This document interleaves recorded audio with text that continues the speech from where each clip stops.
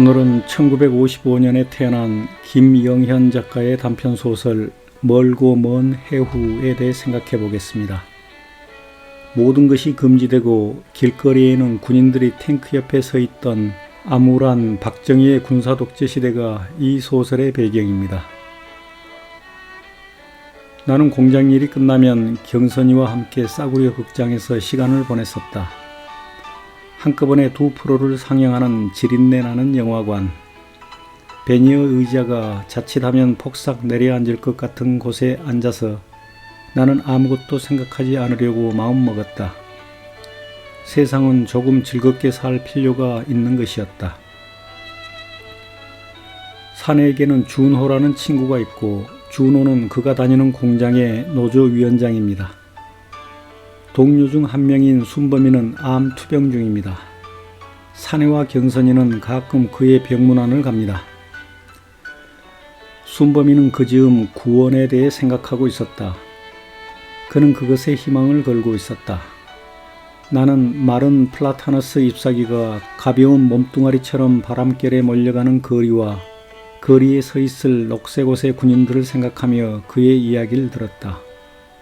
병든 인간의 구원은 어쩌면 심리학적인 자기 방어 욕구가 아닌가 하고 생각했다. 이 세상에 어디 구원이 있단 말인가. 사람들은 서로 눈치만 살피고 있어. 밤낮 연근을 하고 있으면서도 찍소리 한 번 안 하는 거야. 얌전한 노예들처럼 말이야. 어젠 명구 새끼손가락이 나갔어. 명구가? 10만 원이 보상금이야. 네 김이. 우리가 힘이 없기 때문이야. 우리에게도 힘이 있어.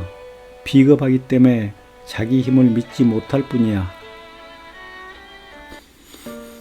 준호는 암 투병 중인 순범이에게 도움을 청합니다. 누군가의 희생이 있어야 해. 순범이는 물끄러미 천장을 바라보며 말했다. 내가?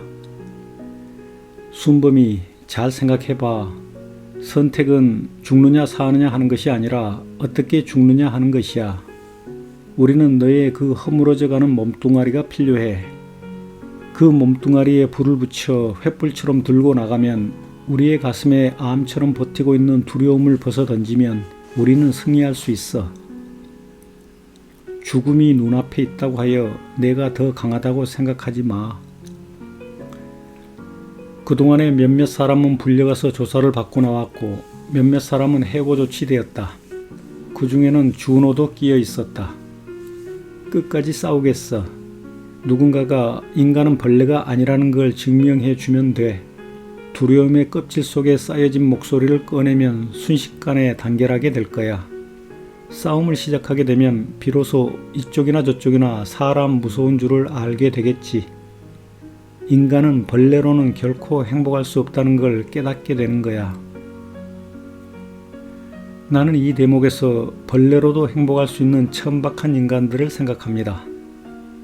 조선시대 600년 동안 양반들에게 분노할 줄 몰랐던 수많은 백성들, 일제강점기 때 침묵했던 수많은 인간들, 군사독재 시절에 그리고 지금의 검사독재 시대에 입 하나 뻥끗 못하는 겁쟁이들이 그런 벌레 같은 존재들입니다.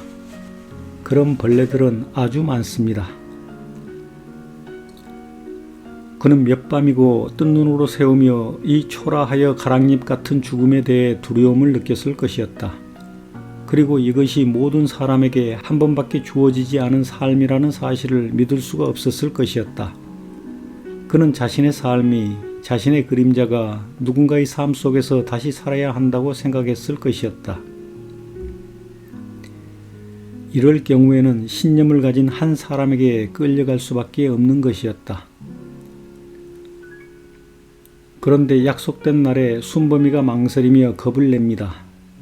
준호가 순범이에게 말합니다. 제발 그따위 추잡한 엄살은 떨지 마. 죽는 게 그리 무서워? 새벽부터 밤까지 코피로 기계를 적시며 일하는 친구들을 생각해봐. 먼지 쌓인 작업장에서 일요일도 없이 허옇게 뜬 얼굴로 노새처럼 일하는 친구들을 생각해봐. 우린 싸워야 돼. 우리가 싸우지 않으면 아무도 우리를 생각해주는 사람이 없어. 그의 얼굴이 벌겋게 달아올랐습니다. 그는 주머니에서 알약을 꺼냈습니다. 분신에 실패할 경우 순범이에게 주기로 한 약이었지요. 나는 죽는 것이 두렵지 않아. 인간은 자기가 사랑하는 것을 위해 죽을 수도 있는 거야. 그게 인간이야. 그는 이렇게 말하며 순식간에 알약을 삼켜버렸습니다. 말릴 틈도 없었던 것이었지요. 나는 준호의 충동적인 행동에 공감하지 않습니다. 그리고 예전 영상 개선문에서도 말했듯이 혼자 자살할 것이 아니라 그의 주위에서 가장 악랄한 인간들 몇 명을 데리고 함께 저승으로 갔더라면 하는 아쉬움이 큽니다. 정의를 위해 자살을 계획하는 사람들이 논계와 안중근, 윤봉길, 삼손을 닮았으면 좋겠습니다. 소설 속에서 사내는 체포된 후 검사에게 이렇게 말합니다. 조합운동을 과격하게 만든 것은 오히려 저쪽입니다. 필요 이상의 탄압을 했습니다. 형이 확정되고 2달이 되던 날 그녀는 마지막 면회를 왔다. 그는 그녀에게 더 이상 고통스러워할 필요가 없다고 말했다. 둘이서 나눈 영혼의 약속은 약속한 그 순간에 다 이루어졌다고 말했다.